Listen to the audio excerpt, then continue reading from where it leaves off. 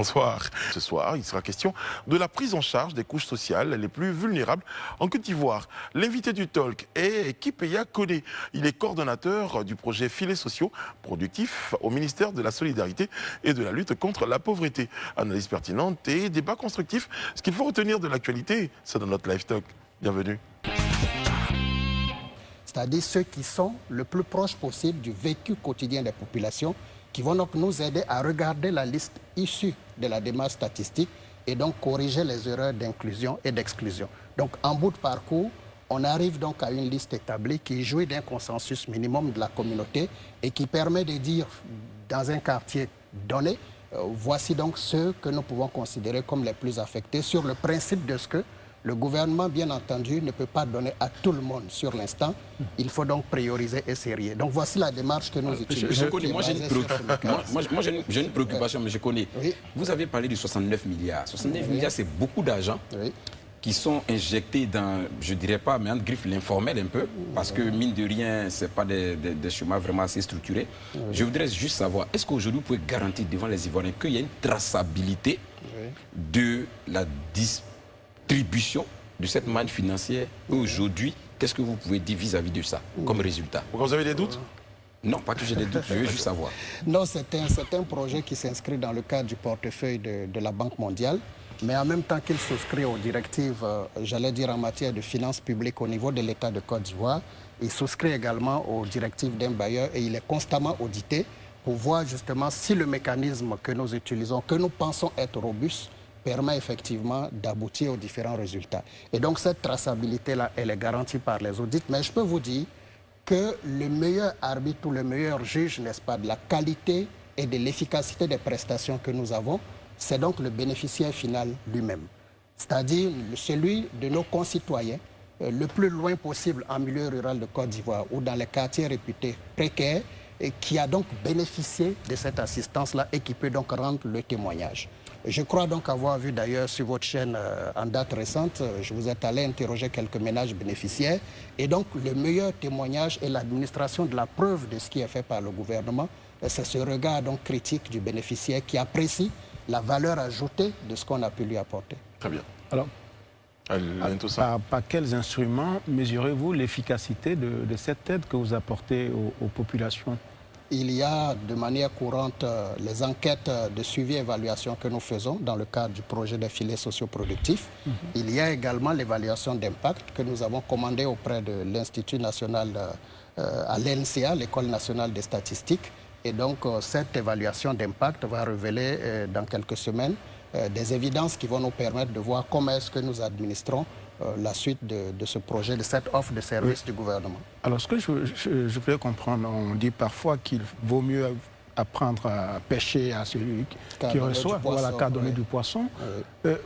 69 milliards, est-ce que cela n'aurait-il pas permis de développer des projets générateurs des revenus, comme on dit, pour des communautés, pour des groupes de personnes, quitte à ce qu'après la redistribution se fasse au travers du travail que ces personnes, enfin au travail auquel ces personnes auraient pu avoir accès. Enfin, moi, je veux comprendre, parce que il y a quelques jours, nous avons reçu ici un ancien ministre, M. Anipo, qui a dénoncé ce que j'appellerais un peu en race gratis. C'est-à-dire l'État distribue de la... C'est bien la solidarité. Maintenant, c'est un peu aléatoire aussi, excusez-moi.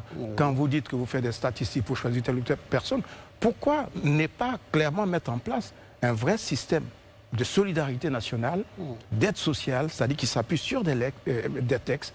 On connaît le profil des familles, on sait quel est le niveau de revenu de telle ou telle famille. Et sur la base de cela, on pourrait apporter son soutien, son support à ces familles-là. Parce que Élysée l'a révélé. Est-ce qu'il y a une traçabilité?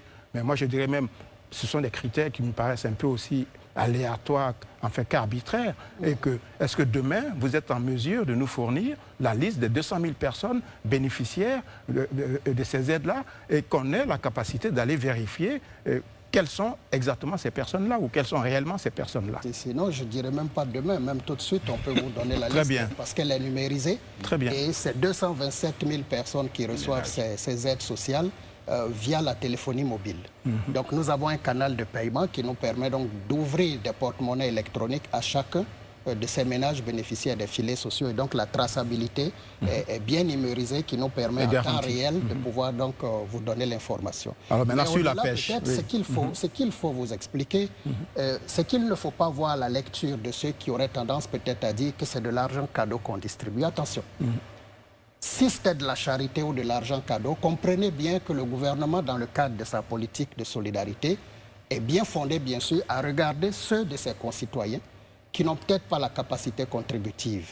Parce qu'il y a des systèmes de protection sociale qui impliquent une contribution. Je vais cotiser parce que j'ai une situation formelle de travail pour qu'à l'âge de la retraite, je puisse bénéficier d'une pension. C'est établi, c'est de la sécurité sociale, c'est de la protection sociale, mais qui implique, n'est-ce pas, une participation, une contribution.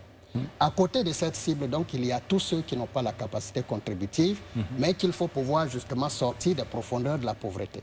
D'où, n'est-ce pas, la métaphore des filets sociaux qui vise, n'est-ce pas, à jeter dans les profondeurs de la pauvreté le mécanisme qui va permettre donc de faire remonter à la surface ceux de nos concitoyens qui ont besoin de cet accompagnement. Et c'est de cela qu'il s'agit. Et sur la création d'entreprises, enfin de projets qui peuvent créer des emplois. Le premier niveau sur lequel nous intervenons, c'est ceux qui sont au seuil d'extrême pauvreté. Ça veut dire ceux qui n'arrivent même pas à avoir 335 francs jour. Le principe, n'est-ce pas, de l'assistance, c'est de les hisser au-delà de ce seuil de pauvreté pour qu'on puisse déjà régler les questions de consommation. Une fois que vous avez réglé les questions de consommation, il y a donc toute la batterie d'encadrement que nous apportons, parce qu'on ne fait pas que donner de l'argent. On ne fait pas que distribuer 36 000 tous les 3 mois. Il y a 405 agents communautaires, comme on les appelle, qui sont déployés sur le terrain. À côté donc des travailleurs socio-fonctionnaires, il y en a 800 sur l'ensemble du territoire national.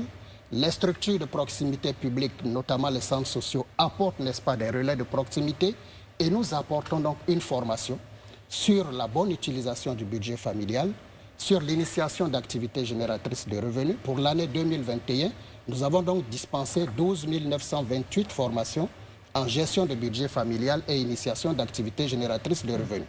Nous avons encadré 311 associations pour la constitution d'associations villageoises d'épargne et de crédit. Donc on ne fait pas que donner du poisson, on apprend également à pêcher. Et le mécanisme de l'économie sociale solidaire permet donc aux populations, en se mettant ensemble, de briser ce cercle vicieux de la pauvreté. Juste d'un mot. On aura l'occasion de revenir sur cette question parce qu'il y a d'autres détails, Alain Toussaint. Rayana aussi, je crois que souhaitait réagir sur cette question. On va la pause et on s'en revient tout à l'heure. Vous regardez en Côte d'Ivoire et partout en Afrique, sur les bouquets Canal+, numéro 206, et puis sur la TNT. Donc, le numéro 6, en compagnie de notre invité, M. Kone Kipeya, donc, il est coordonnateur du projet Filets sociaux productifs au ministère de la Solidarité et de la lutte contre la pauvreté. Je souris un tout petit peu, filets sociaux productifs. Ouais. Bien sûr. Pourquoi vous rajoutez productif? C'est une forme d'insistance, justement, comme le disait tout à l'heure Toussaint. C'est une forme d'insistance pour montrer qu'on ne fait pas que donner de l'argent en espèces. Il y a cette dimension de productivité, la dimension économique, pour ainsi dire. Exactement. Okay. Alors, j'avais juste ma petite question. Non, juste une petite question. Non, Jean-Brice, tenez votre parole quand même. Non, mais j'ai promis. Une courte question. Je veux juste savoir. Une course, vous avez dit. Oui, mais bien sûr. La proportion d'hommes et de femmes parmi les bénéficiaires. Parce que je sais que le support aux femmes est un des piliers du programme du président Ouattara. Et je voulais savoir donc, dans ces 227 000 personnes bénéficiaires, quelle est la proportion des femmes? 30%. 30% seulement. Nous sommes sur 30% de femmes, mais je peux vous dire justement que nous avons évolué parce que nous avions commencé en 2016 avec seulement 20% de femmes. Et puis la sensibilisation aidant, nous avons donc poussé aujourd'hui, nous sommes à 30% sur les bénéficiaires. Sur les récipiendaires au sein des ménages, parce qu'il faut faire la démarcation, nous sommes sur du 50-50 en termes de population, n'est-ce pas, bénéficiaires des projets de manière générale. Ok, voilà. Merci beaucoup. D'accord. Moi, j'ai une petite crainte quant à l'aspect productif, justement, de ce modèle, qui pour moi a des limites dans le sens où, pour moi, lutter contre la pauvreté, c'est créer de la richesse. Est-ce que finalement, on crée de la richesse en la distribuant? Vous parlez de ces formations, mais quel est le ratio de personnes que vous avez, parmi tous ces ménages à qui on a distribué de l'argent, quel est le ratio de personnes qui aujourd'hui ont concrètement bâti quelque chose, ont concrètement créé de la richesse ou ont créé de l'emploi pour d'autres personnes? Quelle est la vraie chaîne de valeur derrière? Si vous vous mettez, j'allais dire, on va dire, dans le paradigme qui sous-tend ce modèle économique tel que vous l'évoquez, il faut déjà se dire que le gouvernement travaille dans le sens d'habiliter ceux de nos concitoyens qui sont rivés d'abord, on va dire, à des besoins de consommation. C'est d'abord ça. Une fois qu'ils sont habilités, assurer, parce que ça fait 6 ans. au bas de la pyramide, les questions de consommation, et puis ensuite, on fait tout le coaching pour pouvoir donc les relever et les inscrire dans la productivité. On les suit pendant les 3 ans. Et donc là-dessus, ce qu'il faut savoir, c'est que ce montant que nous donnons tous les 3 mois, notamment 36 000 francs, va s'inscrire dans la durée sur 3 ans. Donc la régularité du paiement permet donc avec l'encadrement de pouvoir donc avoir dans le cadre de la formation de ces ménages-là de petits plans d'affaires qui vont bénéficier donc d'un financement. Est-ce qu'on a un ratio? Et au bout des 3 ans, j'arrive, au bout des 3 ans, les ménages sortants vont donc bénéficier d'une subvention de sortie qui équivaut, n'est-ce pas, à la valeur de 2 trimestres de paiement que le gouvernement sert en une fois, de manière à leur permettre de les accompagner dans la réalisation de leur plan d'affaires. Donc, en termes donc, de proportion de succès par rapport à, on va dire, tout cet écosystème d'intervention, nous sommes à peu près à 80% d'interventions qui ciblent ces bénéficiaires-là et qui nous font des retours via notre mécanisme de suivi sur le fait que les bénéficiaires suivent, sont en ligne avec l'encadrement qui est dispensé. Donc c'est ce qui nous permet de dire que nous sommes véritablement dans un investissement et le retour sur investissement, c'est bien entendu tous les bénéfices pour le capital social, l'éducation des enfants, la nutrition au sein de la famille, la lutte contre les violences basées sur le genre et puis après, bien sûr, viennent toutes les autres questions qui touchent l'investissement pur, comme vous le dites, au plan économique. Très bien, de façon très concrète, parce que nos téléspectateurs nous regardent un peu dans différents ménages. C'est vrai qu'on a utilisé beaucoup de termes techniques. Bon, aujourd'hui, monsieur le coordonnateur, pour pouvoir peut-être bien comprendre ce que vous avez dit, c'est que déjà des personnes ont été identifiées. Ces personnes qui avaient moins de 350 francs par jour. 335 francs. 35 francs par jour. Aujourd'hui, on leur donne 36 000 francs le trimestre. Donc autour de 12 000 francs par mois pour pouvoir donc subvenir à leurs besoins. Est-ce qu'on a réussi à avoir, permettez-moi l'expression, hein, des pauvres qui sont sortis de cette situation-là à travers ce filet social? Et c'est ce ratio que je demande justement. Voilà. C'est ce que j'ai donné tout à l'heure. Voilà. De façon très concrète, aujourd'hui, il y a des familles aujourd'hui qui ne bénéficient plus de ces filets sociaux. Oui. Il y en a? Il y en a, oui. Très bien, c'était la première question. La deuxième question, c'est 22 700 ménages donc, touchés par les... 227 000. Voilà, 227 000 ménages qui ont été touchés. Aujourd'hui, est-ce qu'il y a des personnes, parce qu'il y en a qui sortent, il y a des ménages qui sortent, qui ne sont plus dans les filets sociaux. Est-ce qu'il y a d'autres ménages qu'on intègre? Oui. Le principe, c'est de pouvoir donc poursuivre cette action gouvernementale et dans le cadre du PND, dont le pilier 4 qui se rapporte à l'inclusion sociale, il est donc prévu de pouvoir maintenir à une cadence de 300 000 ménages jusqu'à l'horizon 2025. Donc, les ménages qui vont bénéficier donc, de l'offre de services des filets sociaux. Donc, nous avons enregistré la sortie à la fin de l'année 2021 des 35 000 premiers ménages bénéficiaires.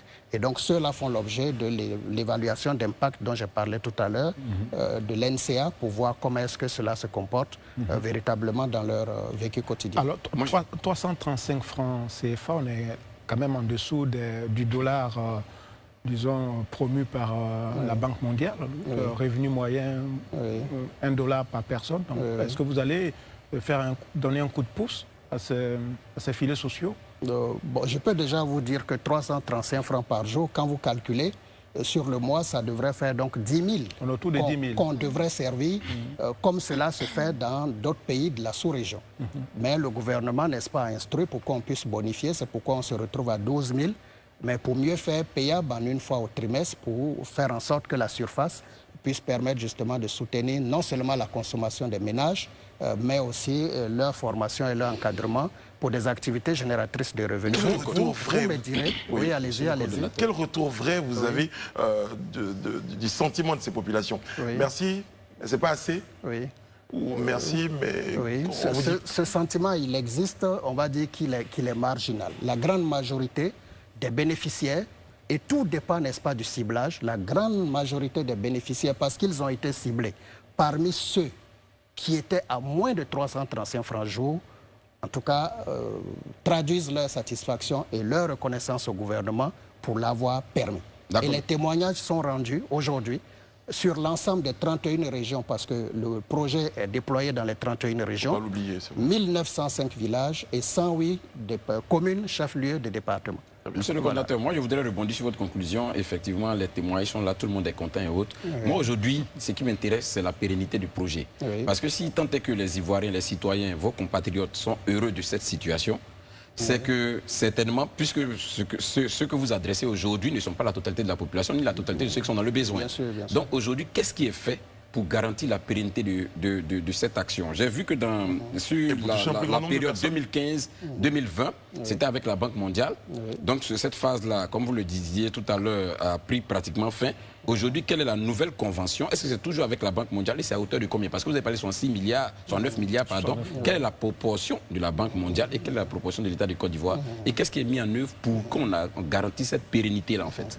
Le partenariat déjà avec la Banque mondiale se poursuit et donc il y a un financement de 58 milliards de francs CFA et qui court donc jusqu'à l'horizon 2024. Okay. Le gouvernement lui-même qui était parti, on va dire, avec un niveau de financement dans l'ordre de 6 milliards de francs, se retrouve aujourd'hui à un niveau d'engagement de 29 milliards de francs CFA sur le cycle qu'on a expérimenté de 2015 à maintenant. Et comme l'engagement est pris dans le cadre du PND d'aller également jusqu'en 2025 sur 300 000 ménages, évidemment, la pérennité, elle est assurée. L'autre dimension, n'est-ce pas, qui garantit la pérennité, c'est le fait que cela est adossé sur le système de protection sociale lui-même via la batterie de tout ce qu'on a déjà dans les centres sociaux, dans les ministères sociaux de manière générale, parce que je profite, n'est-ce pas, de votre plateau pour apporter la clarification qu'il ne faut pas conjuguer la notion de filets sociaux au singulier, si je puis m'exprimer ainsi. Les filets sociaux, c'est l'ensemble des mesures d'ordre public qui visent, n'est-ce pas, à pouvoir donc régler la question de la vulnérabilité sociale. Et donc, de ce point de vue-là, cela nécessite, n'est-ce pas, une intervention sans une dimension contributive de la part des bénéficiaires. Donc, quand le gouvernement fait un régime des indigents dans le cadre de la couverture maladie universelle, lorsque le gouvernement apporte, n'est-ce pas, la gratuité ciblée au niveau des soins, lorsqu'on pratique les cantines scolaires ou la gratuité des kits scolaires, tout cela rentre dans le registre des initiatives non contributives qui participent donc des filets sociaux. Donc, dans le cadre du partenariat avec la Banque mondiale, on a mis un focus sur la dimension des transferts monétaires, mais c'est en réalité un prétexte pour faire une immersion dans le milieu social afin de pouvoir donc faire la relation avec toutes les autres mesures sociales que le gouvernement développe. C'est pourquoi, toujours dans le sens de la pérennité, le gouvernement donc certainement va statuer bientôt sur ce qu'on appelait un programme multisectoriel d'appui au système national des filets sociaux sur le même horizon que celui du PND, c'est-à-dire 2021 et 2025, et qui va donc permettre surtout de mettre l'accent sur la synergie d'action entre différents départements ministériels et notamment sur les questions de ciblage. Vous avez bien compris, hein, monsieur le coordonnateur, que notre préoccupation sur le plateau, c'était de savoir si déjà les bonnes personnes, les personnes qui en avaient besoin recevaient vraiment ce soutien-là. J'espère vous avoir convaincu. Oui, je pense un tout petit peu. On a d'autres questions. C'est une question qui revient souvent. Oui, est-ce que les personnes qui en ont besoin reçoivent vraiment cette aide? Là aussi, vous avez éclairé les uns et les autres qu'il ne faut rien payer avant de recevoir cela, parce qu'il y a eu des petits malins là, qui se sont permis de dire un certain nombre de choses. Et votre présence sur ce plateau-là a permis donc de clarifier tous ces détails-là. Merci beaucoup, monsieur le coordonnateur. Peut-être un dernier mot? Bien, donc juste vous remercier au nom de madame la ministre de la Solidarité et de la lutte contre la pauvreté pour cette opportunité qui nous permet vraiment de communiquer sur un projet essentiel qui s'inscrit dans le cadre de l'agenda du PS Gouv 2. Très bien. Merci beaucoup, monsieur Koné Kipeya. Je rappelle que vous êtes coordonnateur du projet Filets sociaux, voilà, productifs au ministère donc, de la Solidarité et de la lutte contre la pauvreté. Merci Alain, merci Élisée, merci Ayana. Merci à toutes les équipes techniques et éditoriales. Toutes se joignent à moi pour vous souhaiter une bonne fin de programme. Juste après nous, c'est André Bois que vous retrouvez pour Immersion. Nous vous donnons rendez-vous demain sur ce même plateau-là. D'ici, prenez soin de vous et des autres et que Dieu veille sur vous, qu'il veille sur la Côte d'Ivoire. À demain. Merci.